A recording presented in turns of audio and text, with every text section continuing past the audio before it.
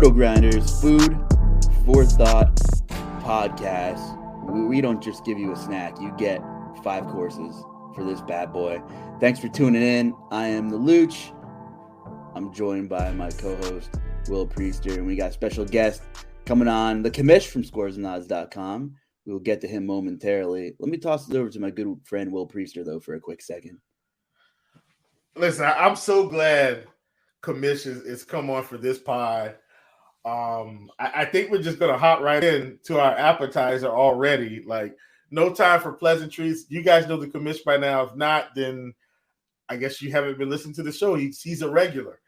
I want to kick this thing off this week. And as you can see, we're like literally hopping right in about 2 teams that I thought were getting out of purgatory.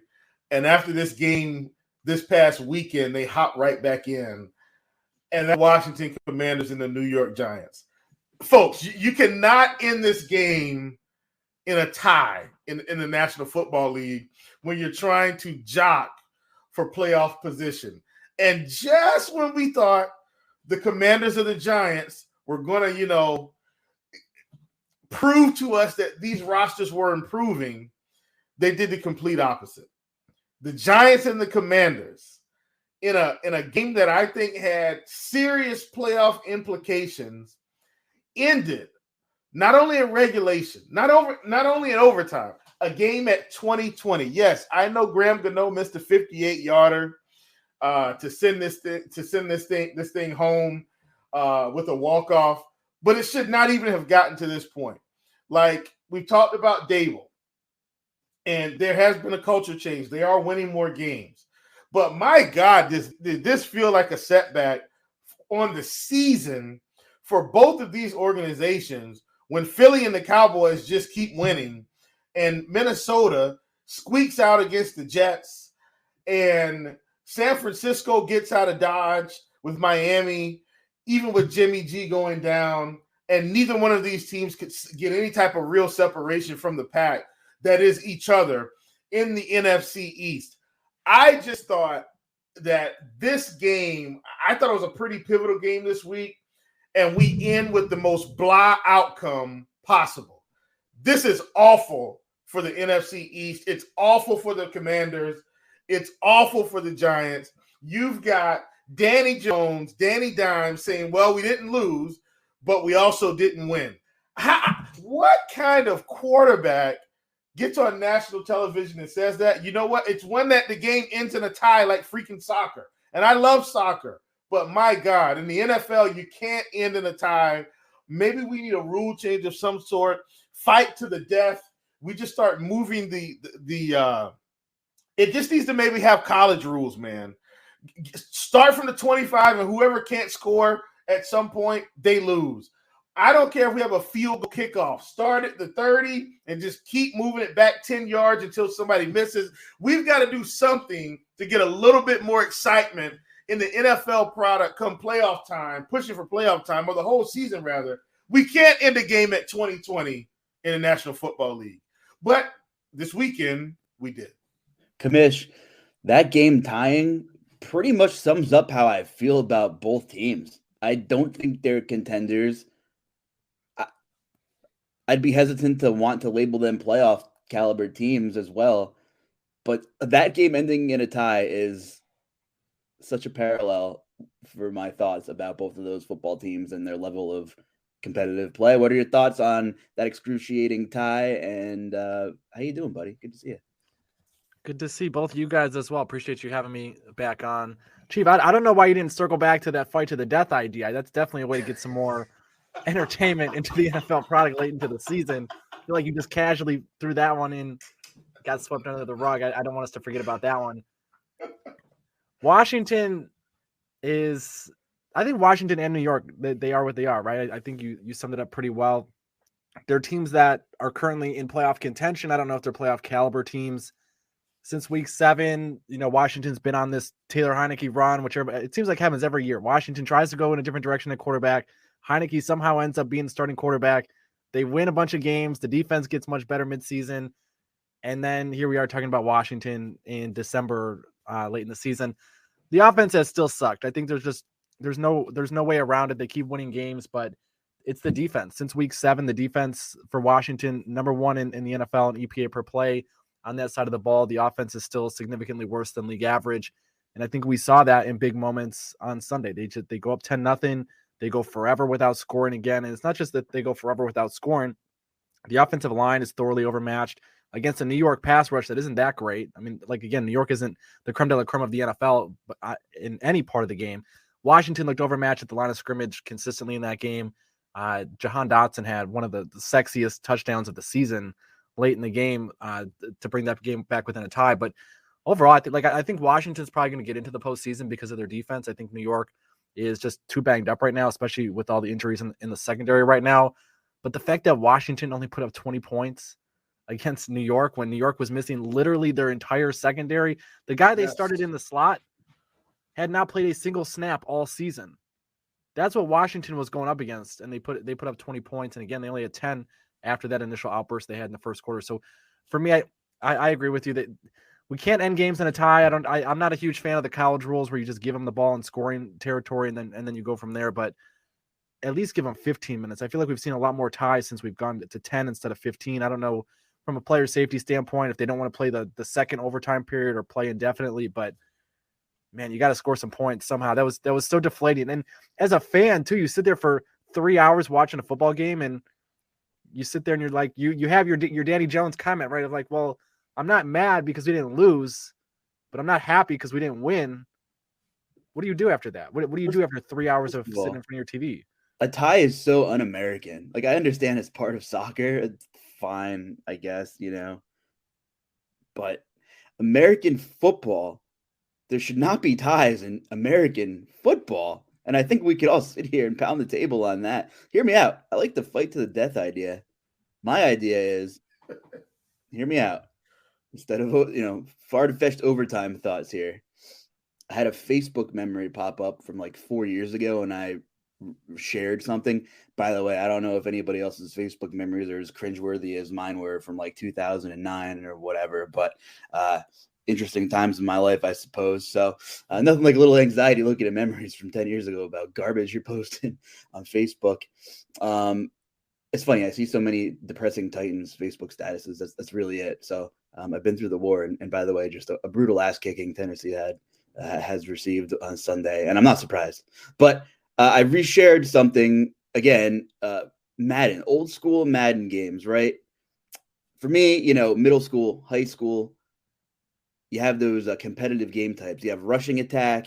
You have the quarterback games throwing through the rings. How about we throw like two or three linemen, a running back, and like 4 defenders out there and see who could like rack up the most points or actually score a touchdown. Let's make Tom Brady and Andy Dalton get out there and like have some passing skill game competitions. Like, do something, do anything. I don't care. Just don't end in a tie. I mean, I don't know. Make Taylor Heineke and Daniel Jones like have a hot dog eating competition on the 50-yard line. I don't know. Just like have them do. Now think about that. After 70 minutes of grueling football, you have the starting quarterback for each team get out there and you have a hot dog eating contest. So gross. Listen, that's actually pretty funny. And I'm sure that would be sponsored by Nathan's. Nathan's would fully be on board with this idea. Just for you, Luuch. Here's what I will say. I'm going to go back to my stupid, but I think ideal field goal kicking proposal. And then I know we need to talk about some real stuff, but I'm telling you, man, I think let these field goal kickers go out there and earn their money just a little bit more. They've already moved the extra point back, which we've seen has created a little bit more drama in the league. Like, it's not a freebie. Like, you got to actually kick the ball. Imagine field goal kickers going out kicking 60-yarders to try and win the game, but they both get an opportunity. Like, at the end of a game, field goal kicking is pretty exciting, I think, especially when Justin Tucker nails a 60-yard and then he brings the guitar out and the whole team runs off. I think we might have something here, but I'm not in the mood of pitching ideas to national sports associations since the NBA stole one of my ideas and now has it implemented into their regular season. But that's a story for another day. Luuch, I'll kick it back over to you. Get this thing back on the road. I do have one other game I want to talk about, but I'll let you do your thing first. Well, there are plenty of surprises. So go with your game, and we'll feed off that energy you got over there. Well, look, so I feel I'm talking about a lot of secondary games this week because the big ones, like the Bills played the Patriots on Thursday. I'm sure we'll get the Jets Vikings. I'm sure we will talk about the Deshuan Watson coming back, looking awful as anticipated, but was thinking he would just do better against Houston. A game I want to talk about is one where we saw some emotion and passion, if you want to call it, a few weeks ago from Derek Carr. And he's talking about what guys have to do to practice, what guys have to do to go to sleep at night. And the Raiders, I don't think the Raiders are going to the playoffs, but they have played a lot better since Derek Carr took the podium and pretty much said, hey, everybody isn't bought in here. And, I mean, we've seen some big-time performance from Davante Adams along the way as well. And, I'm always going to find a way to poke at Aaron Rodgers here. So now I'm about to tie in my one Aaron Rodgers take. Don't look now, but Davante Adams, outside of a few weeks where he hasn't been targeted, has been completely unaffected by not playing with Aaron Rodgers. Aaron Rodgers, on the other hand, has been completely affected by Davante Adams walking out of the building. I know they beat the Bears yesterday. Who cares? They're not going to the playoffs. But Davante Adams, man, has continued to produce, and we saw it yet again yesterday playing the Chargers. Folks, let me give you these stats from yesterday if you hadn't heard.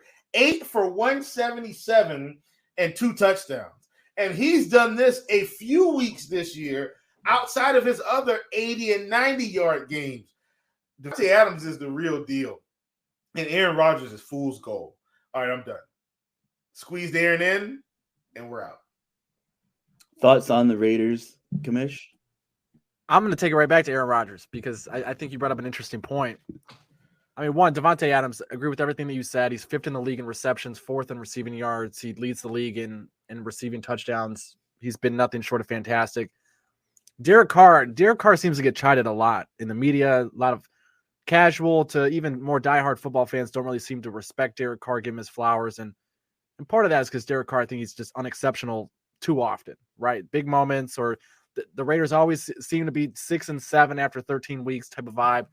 But I think the one thing that you can't really argue about Derek Carr is the guy's a leader. For better and for worse, he has no issue calling people out. Derek Carr is prepared. He might not be the most talented guy in the world, but he's the first one to look in the mirror and say, I did not play well today. He will call someone else out if they didn't play well, if he feels like the team wasn't prepared, and he's always trying to get better.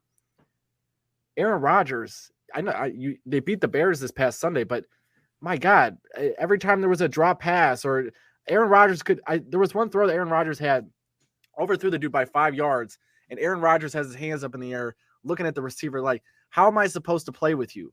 I've been in the league for how long, and I have to throw the football to you? Like the body language from Aaron Rodgers is, in my opinion, half the reason that team is 5-8. I know every time we've been on the show together, we've talked about the Packers suck, they're not going to the playoffs, this, that.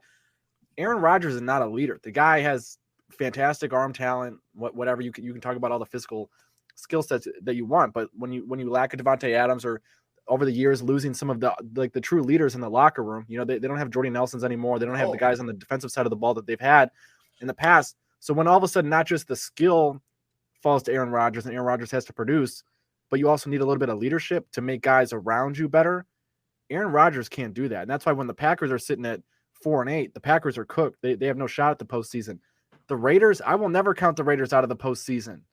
They could be 5-7, 6-7. Derek Carr seems to rally guys. He seems to be able to get guys focused at the right time of the year. And I know last year they had that incredible run of luck with favorable scheduling. They seemed to get everybody on the week that the whole locker room caught COVID. But Derek Carr also, I think, deserves some credit for that. He deserves some credit for Davante Adams was thoroughly unhappy at points this year. And then Davante Adams, like you said, he just went for 8 catches and 177 yards. Davante Adams is bought back in. If he was disgruntled, thinking that he might have made a wrong choice in free agency, that's in the rearview mirror right now. And the Raiders, let's be honest, the interior of that offensive line, trash. The defensive line, outside of Max Crosby, trash. Like, that team is not good. They don't have talent. They have massive gaping holes at every level of the roster. and they're still finding a way to flirt with playoff contention. They're beating semi-good teams, and that's something that the Packers don't do. And when you look at leadership, I think there's arguments to be had that there are reasons that one team is still ascending at this point in the year, and one team is definitely cooked and looking at draft picks already for next summer. The Chargers, we do the same thing. We drool over the skill position guys, right? We drool over Herbert and Mike Williams, Keenan Allen, and Eckler. And year after year, it doesn't matter if it's Herbert. It doesn't matter if it's Drew Brees. It doesn't matter who's behind center. In, well, what was San Diego and now is LA. And it also doesn't matter who the coach is. Yeah. Why do I feel like they're just soft? They're just missing a component, and I don't know what it is. Every year I can never exactly figure out why. But outside of Khalil Mack, who doesn't always play on the line, sometimes he stands up, they don't have a good defensive line either. And, their offensive line is really banged up as well. They don't run the football. Like, there's no identity to run the football there. So they're kind of a one-dimensional football team as well. And they are who they are too. This was a big they are who they are week, I think, for a lot of teams. There's still some teams that are having identity crisis, and maybe we don't know who they are. But to me, the Chargers and the Raiders are kind of in the same boat. A couple really, really nice, shiny toys that are really fast and look good on the highway. And Josh Jacobs has been unleashed this season. They're like, wow, we can run the football. Wow. Granted, the Chargers were a fantastic run game matchup for Josh Jacobs, but why couldn't he's John been doing this all year? Unlock Josh Jacobs? Why couldn't anybody unlock Josh Jacobs? Like, it doesn't take rocket science to see if this guy can run the football or not. Yeah, Jacobs has been doing this all year. Like, if it was just one off the rails game, okay, but like, not only did he do it yesterday, I mean, the week before, the guy pops an 85-yarder to just walk the game off. Like, incredible. And I mean, he's had big performances this season. And my last thing I'll say about the Raiders, I think Commish brought up something very important. They've won 2 games, and man, this week they get the Rams, and we talked about them getting a little bit of soft scheduling. Like, this might be a gift game if there ever was one. Rams have unraveled completely, it seems. If they win this week, I think they will be. Will they be what, 6-8, 7-8? Right on the 6 and 7. Thank you. Right on the cusp of 500 after what's felt like probably the worst start they could have ever imagined with all the talent they have on offense. So I'm with Commish here. Like, it might be a little tough sledding in the AFC, but man, like, Denver's done. Chargers, I don't know. Miami, I think, is going to keep winning. Kansas City's going to keep winning. Buffalo's going to keep winning. Tennessee's going to win the division. And then we're starting to get up in the air here. You win and get in. That's why this is so beautiful. We've seen it year after year. I mean, the Bengals won the AFC, and they won just 10 games, I think, in the regular season last year. Like, the non-analytical approach is sometimes teams get hot at the right time, and sometimes they stink at the wrong time. And I think this is going to be, I said it on last week's pod, I think this is going to be a super volatile postseason. I just have a gut feeling. I think we're in for a crazy January, and I think it's going to be a lot of fun. I don't know what to say about Miami and San Francisco. We have to go there. Commish, I've been pretty pessimistic about Miami on this show. Chief has not.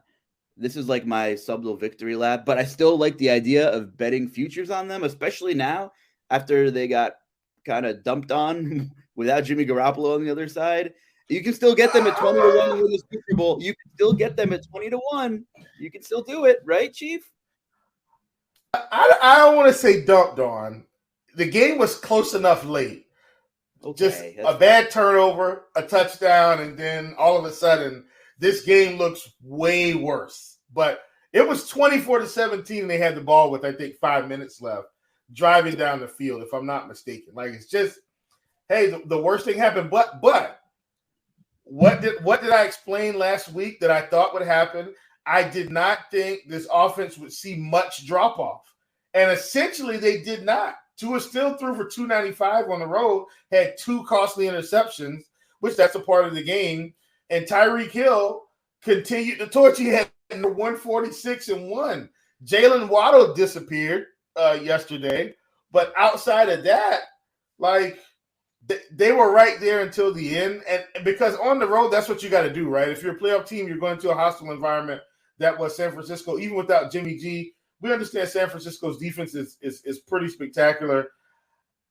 I feel like Tua had the opportunities. He just couldn't pull it off yesterday. But they've got 2 more road games, I think, before they go back home. So we'll get to see yet again, can this team prove that they've ascended to the next level of contention for the playoffs? Commish, are you any more like, where are you with Miami right now? I have to say, before the season started, I was the biggest Tua detractor in the world. I thought even the genius of Mike McDaniel, he could bring his Ivy League education to the team. I didn't think it was going to make a difference.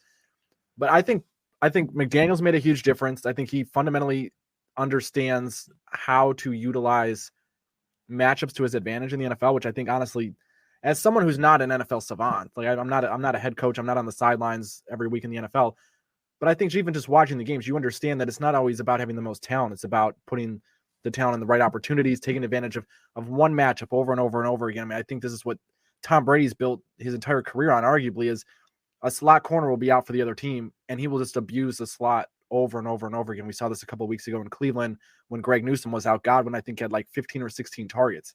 He could yell it out before the snap, "Hey, I'm throwing to Godwin in the slot," and they will execute because they're that good. And I think McDaniels does the same thing. There are drives where he will just pass it every single play because he knows he has elite speed on the outside, and he knows that he has a quarterback that continues to get better. Tua has never been able to throw the ball deep with any amount of precision prior to this season. He's made exponential leaps and bounds in that area of the game this season. The ball that Tyreek Hill caught at the start of the fourth quarter this past Sunday, Tyreek Hill was wide open. Tua would have missed that throw last year. He would have underthrown him, and Tyreek Hill would have been tackled at the 10 instead of walking into the end zone for a touchdown. So I think we need to give Tua his credit. I think the larger concern with Miami is the offense has to be flawless week in and week out for them to be a legitimate Super Bowl contender. And I think the offense is capable of being flawless most weeks, but like you said, Tua had a couple of costly interceptions, and you can argue that they weren't even his fault, right? The first one, the receiver was open, he just fell down, and then it was just an easy interception for the defense. Wasn't necessarily a poor decision that Tua made, wasn't a bad throw, anything like that, but stuff like that can happen, right? And if the defense has too many holes, in my opinion, I think Miami's got holes at every level of the defense. We saw that last year. We've seen that manifest itself this year. San Francisco really had their third string quarterback in for the vast majority of that game, and they scored 33 points. I know the last one was kind of a gimme touchdown with him picking up the fumble and walking in with it. But the defense still didn't play well. The offense, I think, like right now, Teron Armstead and Austin Jackson were both out on the offensive line, so they were down 2 starters on the offensive line. It was a big deal. Miami, they didn't have as much time to throw. You didn't have as much time to scheme guys open. They need Teron Armstead back healthy. I think if you're betting any futures, I wouldn't do that until you have assurances that he'll be back at least week 17, week 18, going into the postseason to get some chemistry back. If they have him back, I think the offense will be fine. The defense just has a lot of question marks that make Miami, in my opinion, a matchup-dependent team. Like, I think they beat the Buffalo Bills because they can stop the one-dimensional offense of Josh Allen. They're familiar enough with him where they can game plan for that. Like, I think you can game plan for Josh Allen. We saw that earlier in the season with them. I don't think they can game plan for a team like San Francisco that can run the ball and take advantage of the short passing game with Ayuk and Kittle and those types of things. So I think there are certain teams that they could be, but it's gonna matter a lot for them, in my opinion, of who they get matched up with in the postseason. If they play a good defensive team that's going to limit the offense, then I don't think Miami's defense is good enough to get them all the way to playing in February.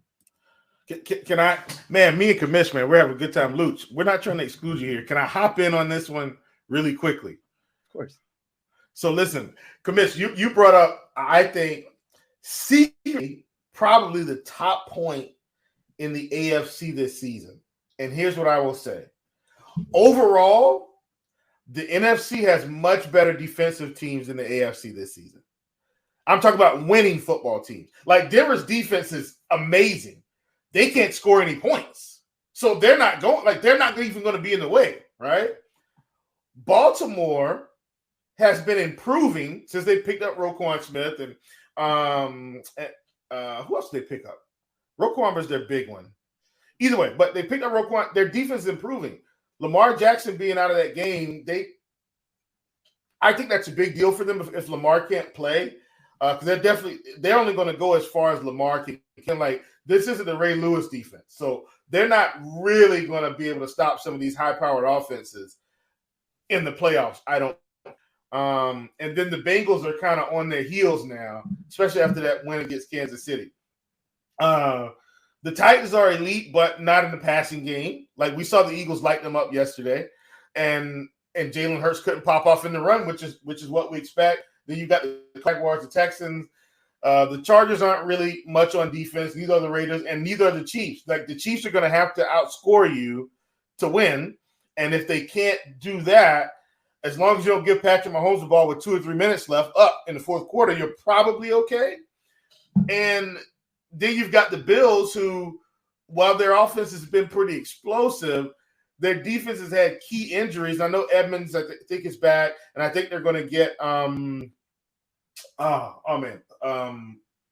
They else? just got They're Edmonds gonna back. They got Rousseau just came back. That's it. That's it. Tre'Davious White just came back. Like, Buffalo's Tre'Davious White. That's what I was thinking of. Yeah. So they're going to start to improve, I think. I give them about 3 games. Like, I give them 3 games to say, okay, this is going to be our defense now until Vaughn gets back. If Vaughn comes back, maybe – you think Vaughn comes back maybe first game of the playoffs or maybe like right before? Because I don't think he's coming back within the next 3 weeks. I don't think so either. But for me, like, I agree with your overall sentiments of, like, you look at the AFC playoff picture, right? All the teams that you just mentioned are exploitable defensively one way or another. And McDaniel and the Dolphins offense will be able to do that. Buffalo, I think, is the one team, because they're so one-dimensional, that Miami's defense actually has a shot up against. So the team that arguably has the best defense that Miami would have to go through, if you go back and watch the film from, I think it was week 3 when they beat Buffalo and Miami, if you watch the mind games that they were playing with Josh Allen at the line of scrimmage, Josh Allen can't play effective football under center. They've tried to get him to do this throughout his career. He can't. And when you can't do that late in games and they revert to playing in the shotgun, it takes away a lot of the playbook. So if you show blitz and then, a linebacker drops into the flat, then all of a sudden you thought that dump off to the running back was going to be open. You take away some of the things that Josh Allen likes to do. And God forbid Stephon Diggs is cramping in hot weather, or Gabe Davis or one of his top receiving options is down. The Buffalo offense all of a sudden becomes extremely one-dimensional, and then they're lacking skill beyond Josh Allen and maybe one receiver at that point. So I think, like, correct me if I'm wrong, but I think your overall sentiment is Miami's got a shot that if they can go against one of these teams that doesn't have a great defense, that offense, if you fool yourself into thinking you go toe-to-toe with Miami offensively, you're not going to win. And that's the point. Like, honestly, in terms of offense, there's probably and these are the teams that are going to be in the playoffs. There's probably the Bills can probably keep up early in the game, right? Like the Bills should be able to keep up, generally speaking. The Jets can't keep up on offense. I know Mike White is there, and I think they're better with Mike White. Don't get me wrong, and I've seen Mike White put up gaudy numbers the past 2 weeks. But generally speaking, like they don't want to get in a track meet with Miami. Like, Miami will run away with it. The Chiefs can't keep up, but I still don't think they want to get in a track meet with Miami because they'll get burned on the outside on both fronts. Like, it's crazy. The Bengals, on the other hand, are, in my opinion, and not just because they won yesterday, it's really more about Jamar Chase being back.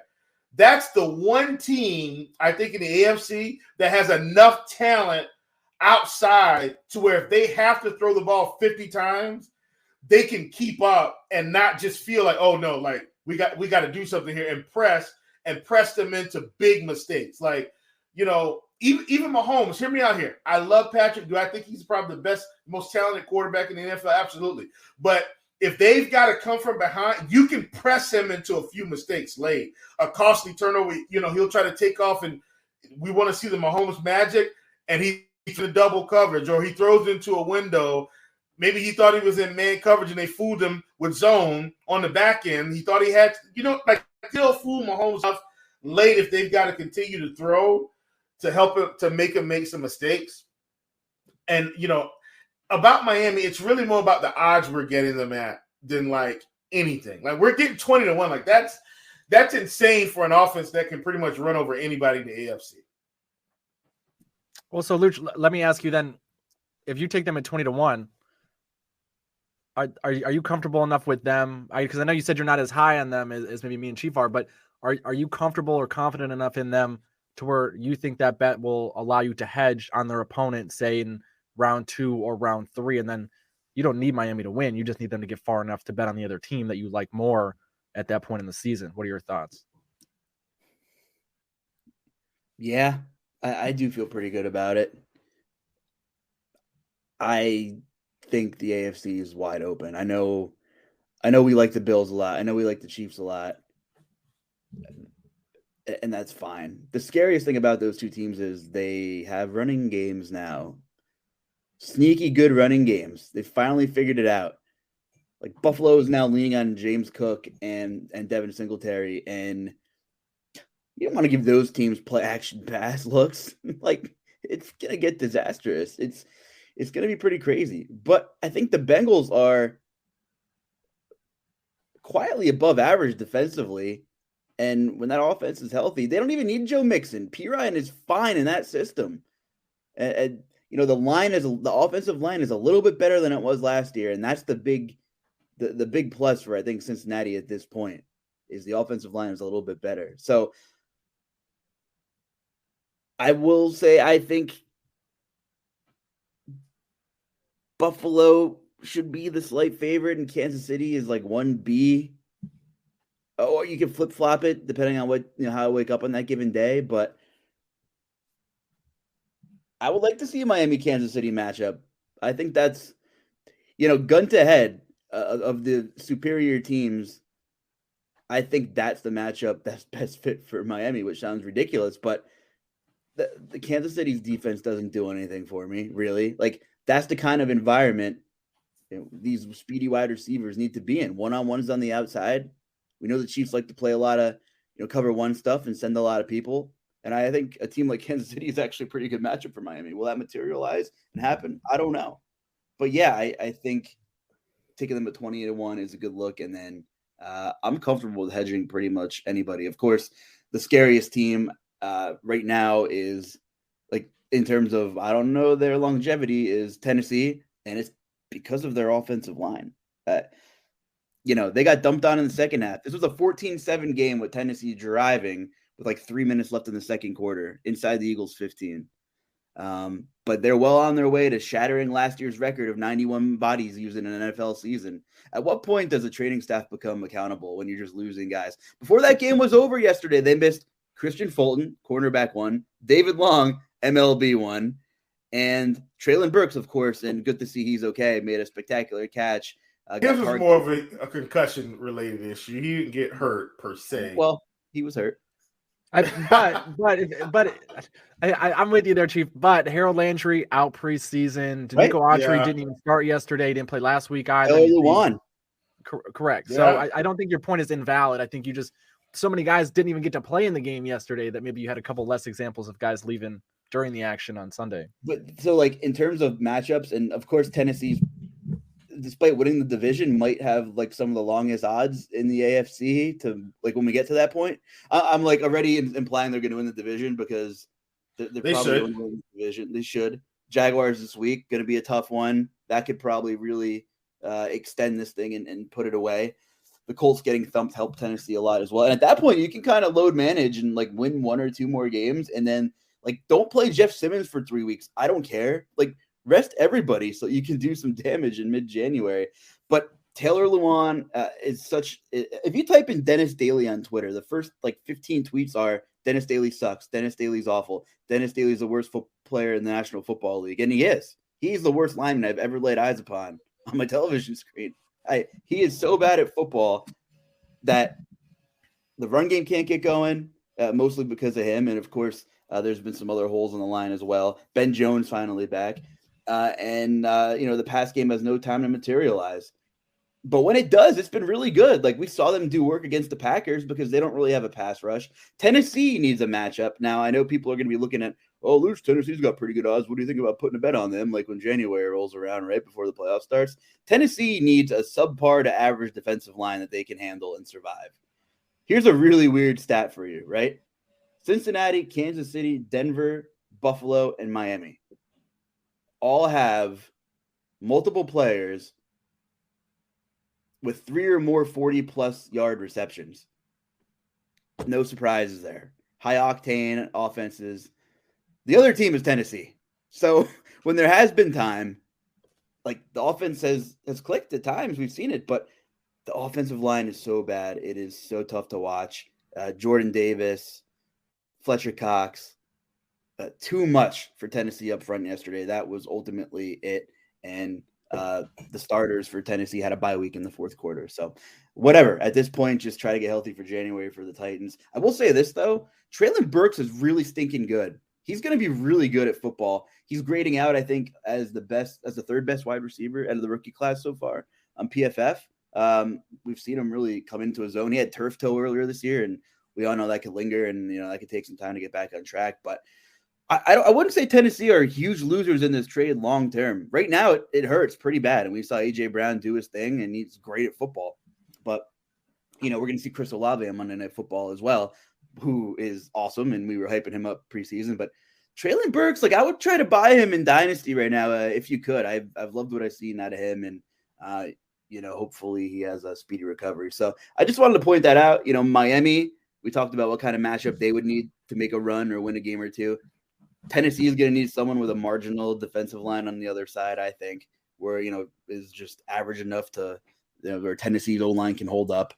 And, we have a couple weeks left of football, and we'll have to see where the chips fall.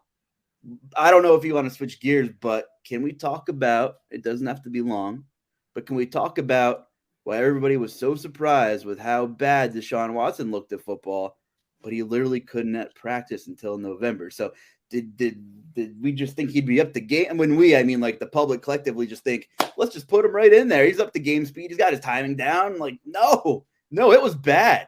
It was pretty bad. You're the quarterback whisperer, Commish, pretty much. So at least in our eyes. So what, Deshaun Watson, Cleveland thoughts here? I saw everybody talking about how Deshaun Watson couldn't have had a better matchup coming back playing the Houston Texans that, and they had Stingley was out, they were missing a couple guys in the secondary as well. Deshaun Watson hasn't played football in years. And I don't 700 days. 700 days. Yeah. I mean, if you don't do anything for 700 days, it's going to be different, right? NFL game speed. I can say this confidently as someone who's never been on an NFL team and never gone through first team reps in an NFL practice. That's different. It's different being in practice than it is in a game. I don't care if you're playing the worst team in the league. It is different.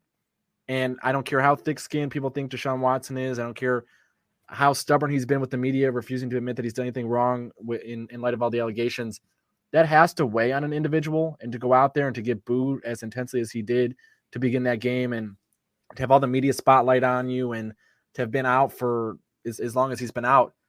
Yeah, that is absolutely going to make a difference. And for those of you who don't know, I used to work in a cognitive neuroscience lab, and one of the things that everyone who studies the brain for any amount of time learns is our brains are pattern recognition machines that have been finely tuned over millions of years of evolution. And what happens is when you're doing things well as a pro athlete, you're not doing them at the conscious level, right?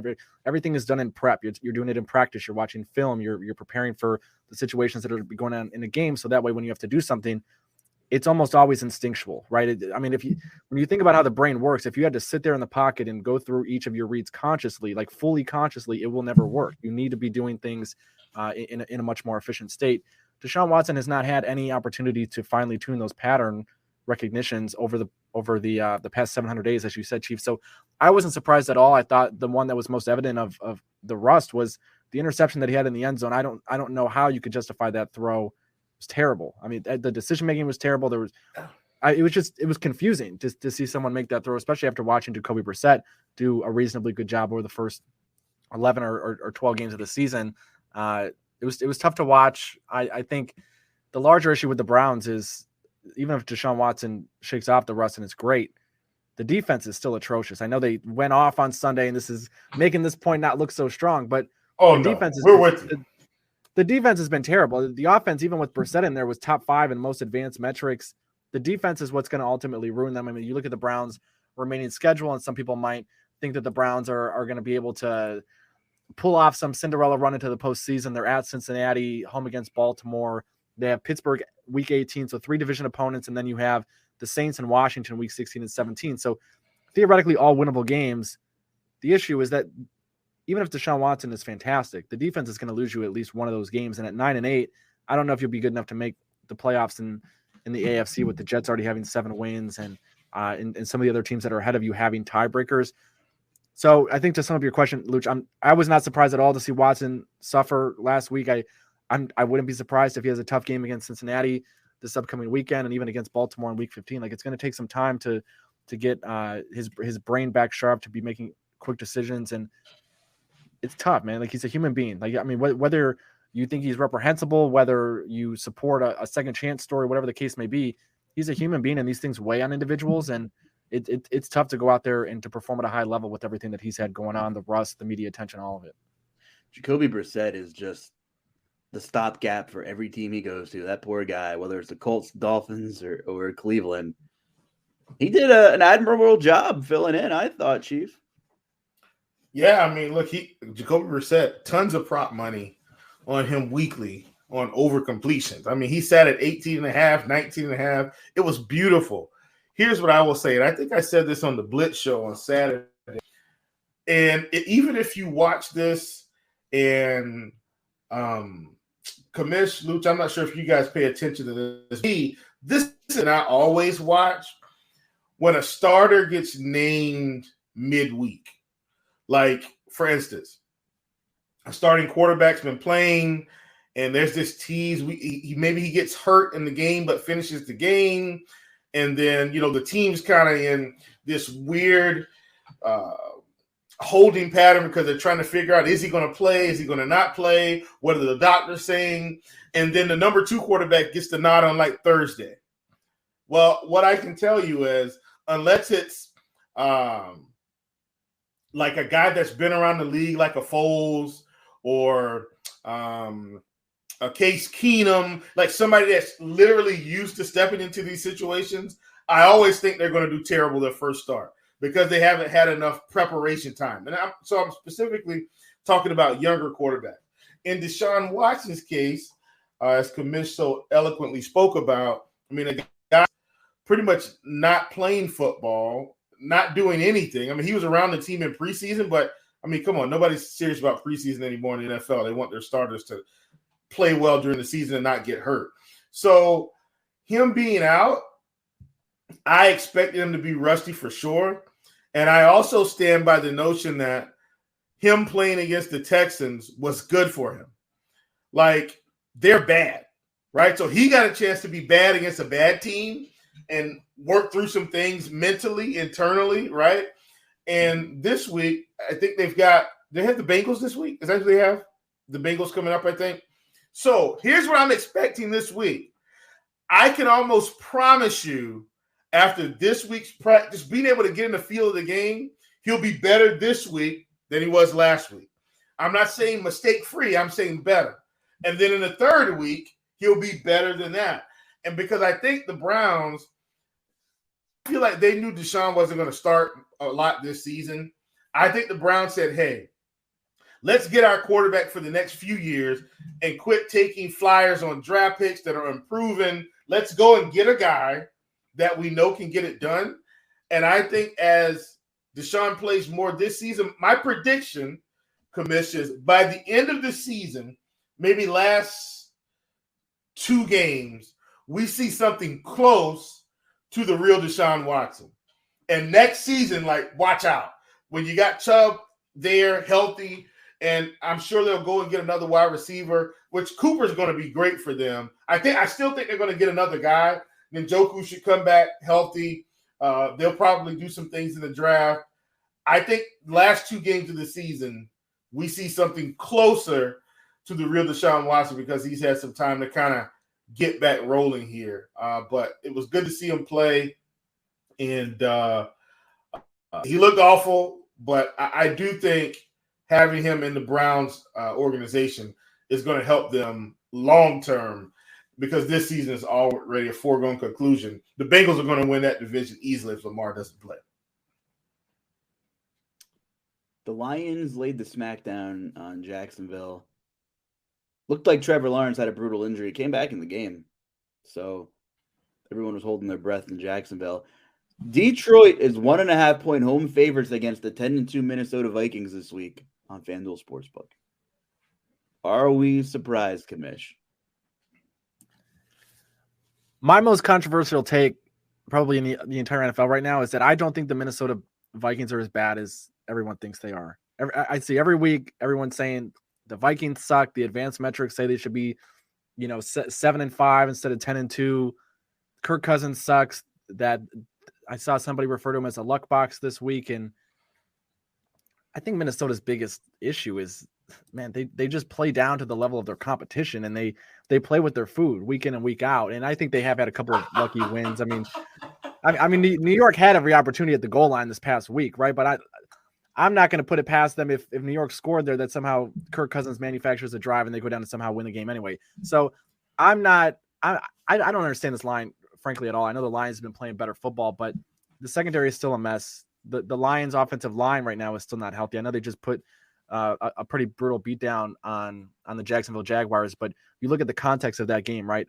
A young Jacksonville team just pulled off a thrilling home victory over the Baltimore Ravens, a game that they had no business winning.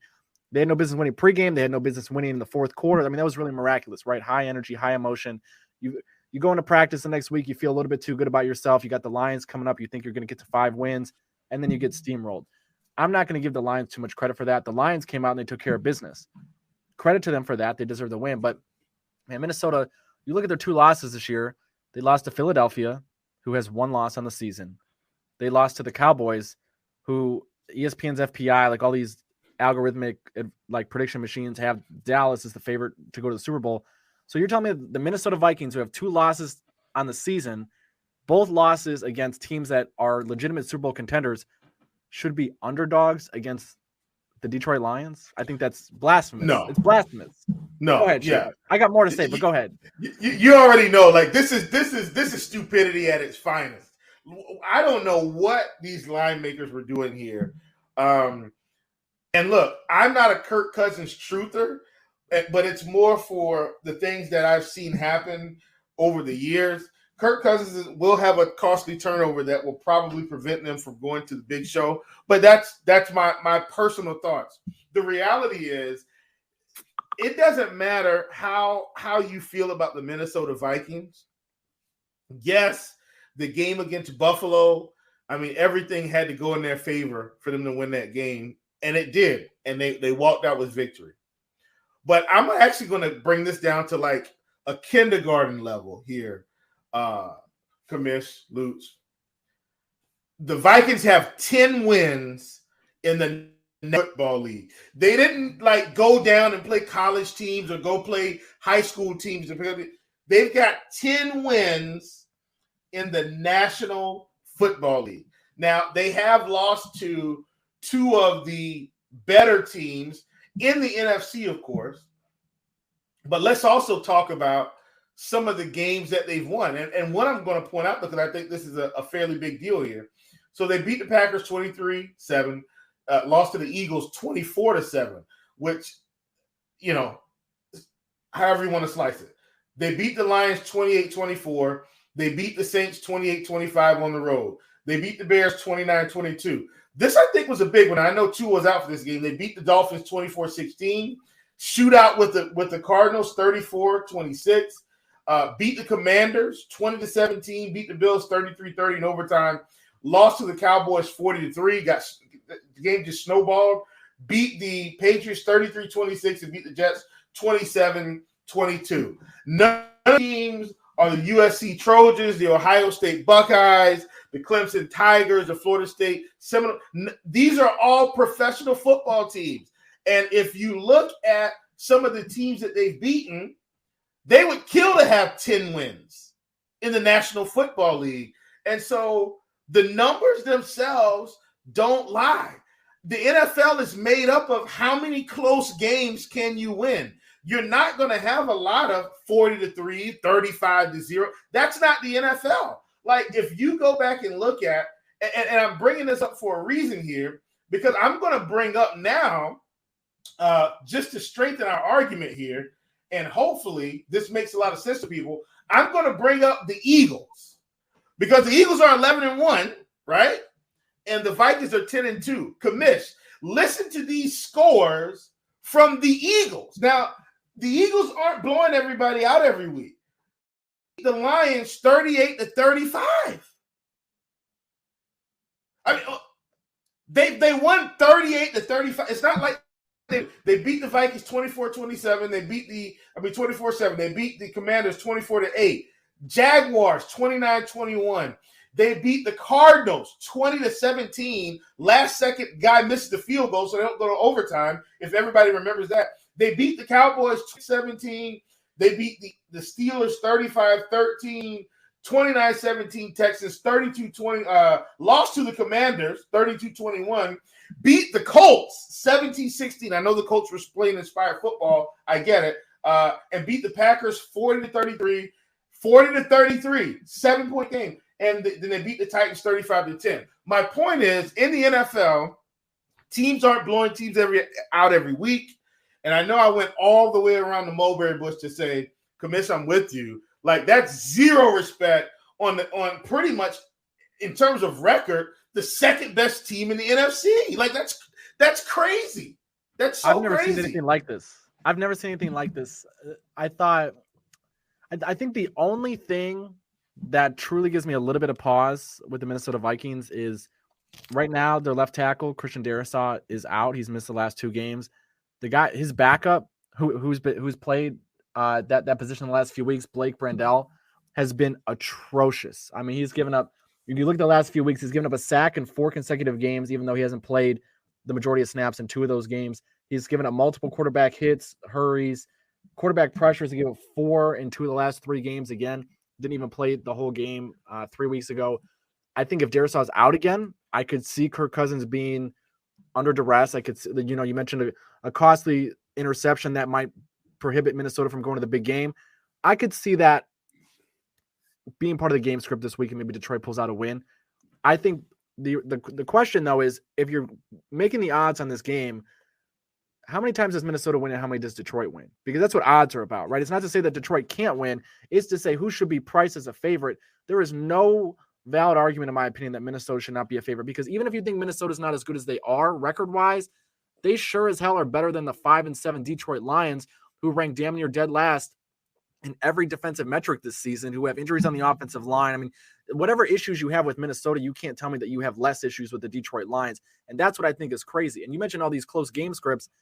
Yeah, I mean, I think the points that you bring up with the Eagles are fantastic, and nobody brings those up because everybody's like, oh, the juggernaut Eagles, they win a lot of close games as well. You know what happens in the NFL is if you can come back from being behind in games, if you can win those close games, you have a good season. That's exactly. And I think that's a lot of the point that you were making is you have to win the games decided by one score, because there is no league anywhere that has more parity than the NFL. You have to win close games against other teams that are professionals, and that's what Minnesota's been able to do. They were down 24-14 against Detroit in week 3, and they came back and won. Like, Minnesota should not be knocked for getting off to a close start. They should be lauded for coming from behind and winning a game like that.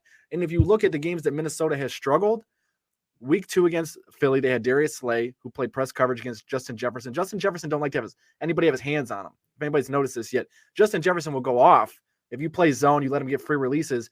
Dallas, same thing. They pressed Justin Jefferson. There was also what we just talked about with Jacksonville coming off an emotional win. Minnesota just had that same thing with Buffalo. They won that thrilling overtime game on the road. They had a lot of things that went their way. Minnesota is not going to have any issues getting Justin Jefferson open against the Detroit Lions secondary this weekend. If Minnesota goes down, it's going to be a 60-point, like 33-30 loss when there's going to be a special teams touchdown or some like crazy strip sack or something that's going to flip the script. Minnesota's a better football team on both sides of the ball. The weaknesses that Minnesota has, they're not strengths that the Lions are capable of exploiting. It's a division game. I anticipate it being close, probably like 3, 6, 7 points, but like you just went through, Chief, you read us all the scores. Almost every game in the NFL is a one-score game. And who has proven this year that they can win more of those? Minnesota or Detroit? And listen, here's the thing, Luuch, I know you got to get in on this, and I want you to get in on this. The crazy thing is, if I read you the bottom of the barrel teams, and I'm talking about a team like Denver who can't score any points, all their games are close because their defense is good. Like, they just can't score enough points to win. But it's not like they get blown out. They haven't got blown out, I think, one game this season. It's so won hardly any games. Last but not least, we can be, and I'm saying I'm going to include myself in the media, but I'm not on the side of the media on this per se. You can say whatever you want. At the end of the season, the Minnesota Vikings could very well be 15-2.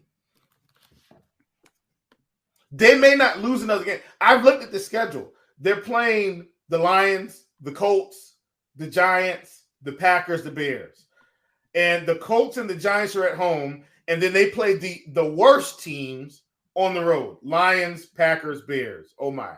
Like, I mean, what are we – we're not expecting them to lose these games. I'm not expecting them to lose any more games, to be honest with you. The Eagles have a much tougher time winning out. Now, do I think they can? Obviously.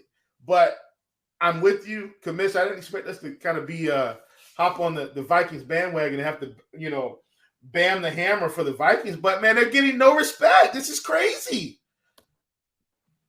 The last really head-scratching line was Thanksgiving, or when was it? Was before Thanksgiving, Vikings, Cowboys. And, I know that was one of the two losses, and that Dallas is a Super Bowl contender, but that was a complete annihilation. And we kind of all thought the same thing about that line, though. Whoa, like, no love for Minnesota. I don't know. I don't know how to handicap them. I don't know. Emotionally, sure. Detroit coming off. There is no handicap against the Detroit Lions. Like, I don't know. I don't know. They're not the worst anymore. They're not the best, but they're not the worst. I really don't know how to gauge this game. But basically, they're not better than the Vikings. I think that at the end of the day, what we're saying is the Detroit Lions are not better than the Vikings. And I think if you ran odds on this game, I think you'd roll with. I mean, and this is me, and maybe I'm pushing a little bit too far here. I'm saying this season, I think the Vikings win 80 out of 100 games. I don't even know if the Lions are better than the Jaguars, and they just destroyed the Jaguars. Does that make any sense? But Luuch, I think that's the best point that you can make right there. Like, you just mentioned the line against the Cowboys that week, and people thought, oh my God, like how is this the line with how Minnesota was playing at the time and how Dallas was playing at the time?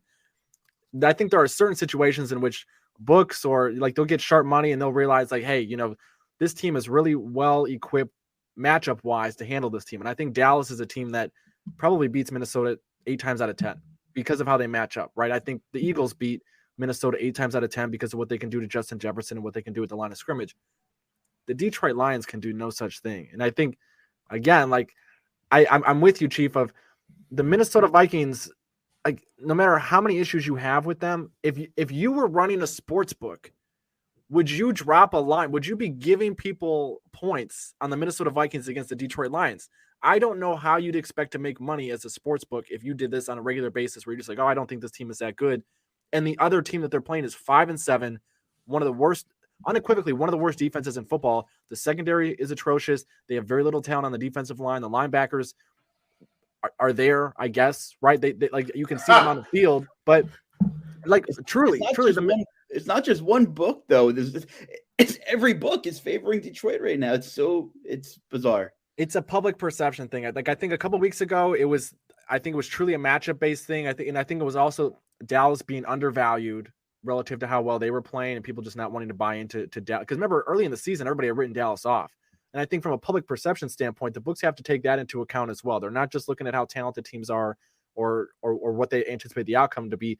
Books are in the business of trying to get as much at fair money on both sides, right? Or at least in situations where it is more of a toss-up, they want to try to guarantee themselves a profit. In that situation, Dallas was still on the come up. Minnesota was riding very high. I think they saw an opportunity to cash in on the public with misperception of those two teams. I think they see another situation right here where they're almost baiting everybody into taking the Detroit Lions, right? And I think one of the biggest misconceptions is that books want 50% of the money on both sides. That's true if they don't really know what's going to happen or if it is truly a toss-up. But if the books are confident in in a particular outcome, they want everybody on the other side. They'll take 85% of the money on the team they think is going to lose because they'll pocket all 85% of that. And I think right now the public is looking at this line and they're saying, you know what, all my friends or all these like advanced analysts, the nerds are telling me Minnesota's not as good as their 10-2 record. And people are going to take that too far. They're going to open their FanDuel or their DraftKings Sportsbook app and they're going to go, oh my God, Minnesota's an underdog. They must actually be a bad team. Books wouldn't make this mistake. And everyone, like we're seeing, you got like 65% of the early money's on Detroit. And the books are going to walk away this weekend making a lot of money because they're going to trick everybody into betting the Detroit Lions. And of course, we'll see what happens. I like the Vikings too. So we're here to save you, folks. We're here to save you your hard-earned American dollars. Don't be bamboozled here. Kirk Cousins, you cannot mess this up for us. People will never listen to this again. We've gone on for 15 minutes about how the Vikings have no shot to lose this game. No, we are a pro Vikings podcast, with how much Aaron Rodgers slander comes off of this thing. Not slander. But here's the thing. People can say whatever they want. We've been right about Aaron Rodgers every step of the way. We weren't nasty. We were just shooting straight, right? Yeah, we've been right. Like that's the benefit I think that we have as not only fantasy sports players and people that look at the books. Like we just call it how we see it. I'm not obligated to not talk about Aaron Rodgers in a negative light, like the media has done for years and years and years. We look at it through our own lens and how we see it. And guess what? That doesn't mean things won't turn around, and we're going to be wrong a lot. We'll be wrong as well. But man, like that's why I love this job. I love when Commish comes on. I love Luuch being here. Like we get to share our perspective, and if you listen, I go on a limb and say 70% of the time we're right. Just remember, a win's a win unless you're the Minnesota Vikings. The wins don't count for them. Just what it comes down to. All right, let's go through a couple quick games before we go to food of the day and story time. Eagles-Giants, is there any glimmer of hope for the Giants? 6.5-point home underdogs here, Commish. Do you have any – I know the answer is no, but do you have any interest in betting them with the points? Yeah, it's a division game. I think anytime you have a reasonably talented football team that's an underdog in a division game, I think it's always worth a look at a touchdown underdog. But then I think what we saw this past Sunday with the Philadelphia Eagles, their offense is superior to almost everybody in the league. I think they just go out there. The offensive line is, I think, the best unit in the entire league. Any unit, you want to take the receivers, the DBs, whatever. That offensive line is better. It is more impactful week to week than any other unit on any other team in the NFL. And I think what's going to end up happening this week, that the Giants are really banged up on the offensive line. I think Philadelphia's defensive line is going to absolutely destroy them at the line of scrimmage. And then if New York still is without their top three cornerbacks this weekend, or three or four guys in the secondary unit, the way Jalen Hurts is slinging the football right now, there's not too many guys in the league capable of making the throws that he's capable of making. And they certainly don't have the weapons that he has with A.J. Brown and with some of those guys, and also the running back tandem. I mean, Miles Sanders and then Jalen Hurts able to extend plays with his legs. So I won't be on it. I'm again not thrilled about taking a divisional favorite who's favored by a touchdown on the road in a division game, especially late in the season. But New York's got a lot of injuries right now, and injuries that are at non-sexy positions, right? The defense that nobody looks at, and the offensive line, which nobody looks at and nobody takes into account. So that gives me a lot of pause. I definitely won't be on New York, but that line would probably have to come down underneath 6 for me to jump on Philly. Eagles by how many points, Chief?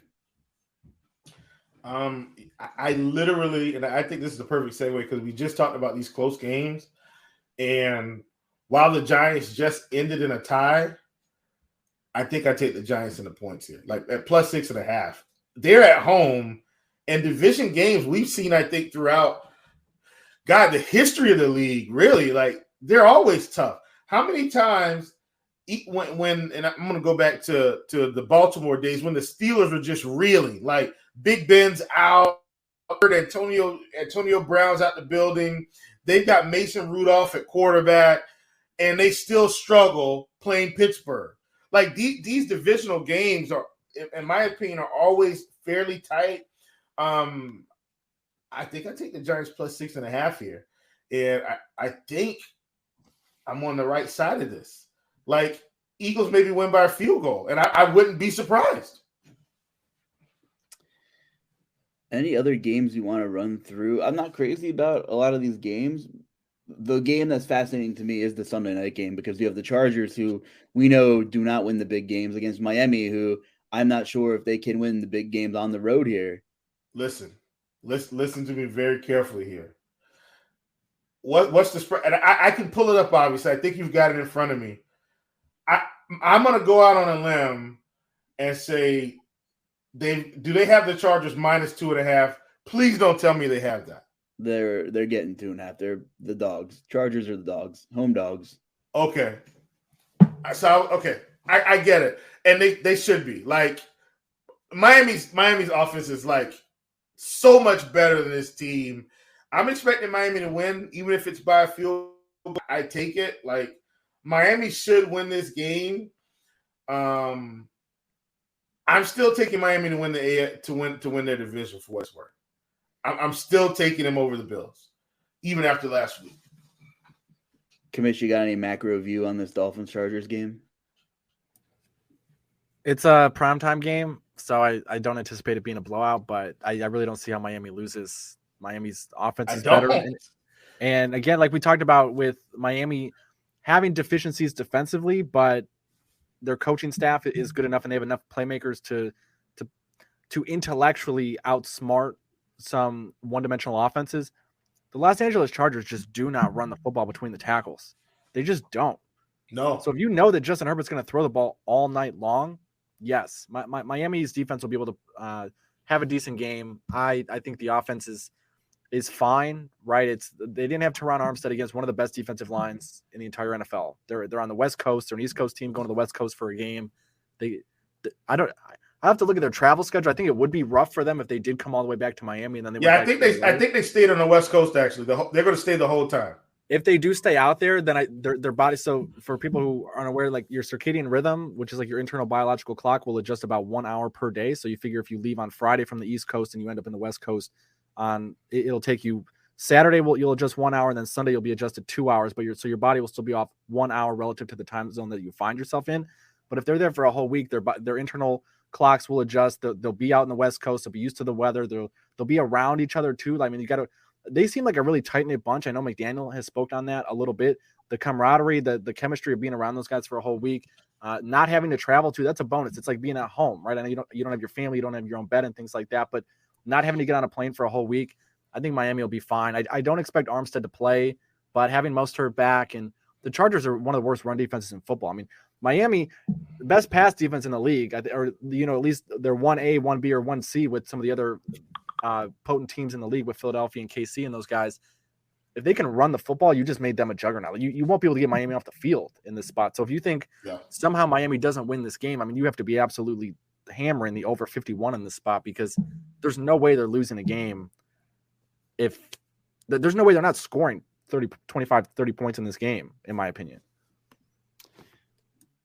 Story time, GPP food of the day. Anything, fellas? Like, Chief, I know you probably have something cooking. Man, listen. I've always got something in terms of food. And this is a local spot. I'm not sure if I've talked about them before. So if I have, just you have to roll with me. But Poogan's Porch, man, there's a spot down here called Poogan's Porch. It's obviously Southern. I live in the South. I'm in South Carolina. And, man, they've got this appetizer, Luuch. It's fried. It's a fried pimento cheese ball. They serve it with a bacon jam. It's incredible. Like if you're ever down here and you're in my city or anywhere close, I know you'll let me know you're here. I gotta take you to Poogan's Porch, man. Amazing restaurant. Fantastic food. Does sound good. Nice local spot. You gave us a good one over the summer at Commish, so I don't know if you have anything else up your sleeve locally or wherever you're at.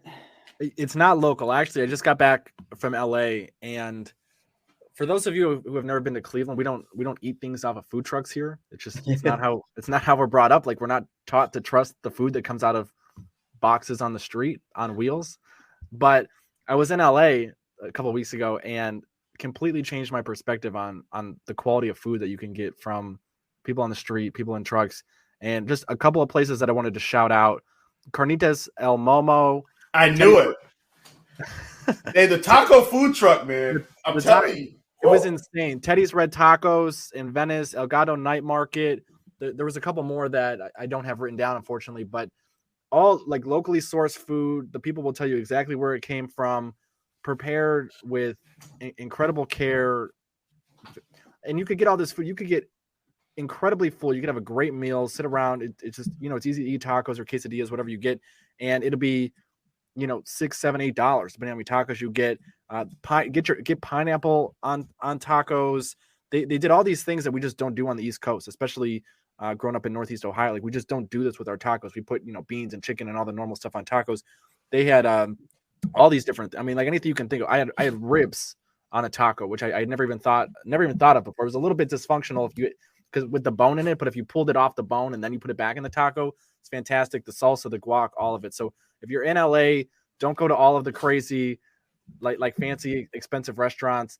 Go to the taco trucks, pay $3, go get some local food, support those guys. They do great work, and you'll be grateful, man. It's great food and not a lot of money.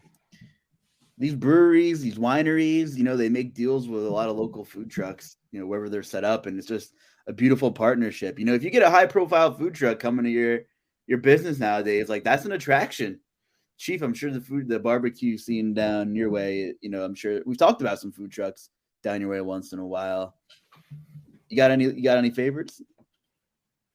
See, man, a lot of the food trucks here, to me, so we're in a big seafood spot here as well. So it's kind of interesting, right? Because I'm by the water, like, we've got so many seafood spots. Seafood food trucks even, and then we've also got barbecue, and then we've also got like taco trucks. So we have a pretty large Hispanic population here as well. So I think if there was, there's so many. Let's see who I can shout out.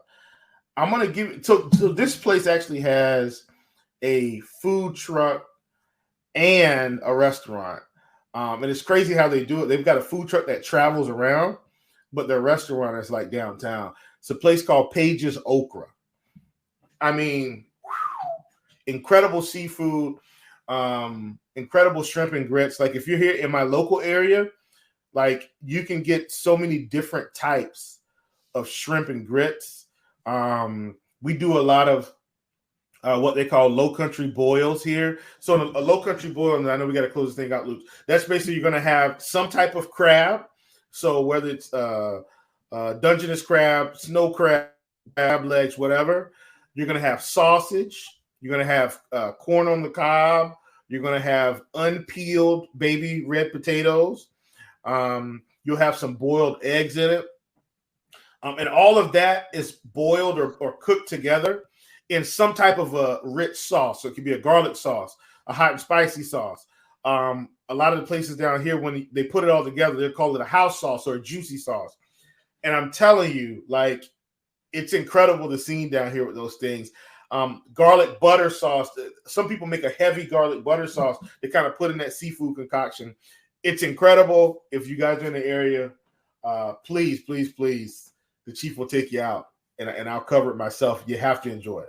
It's amazing. The chief will take you out. I love that. I love when things come together. I love getting shout outs from people who listen to the pod.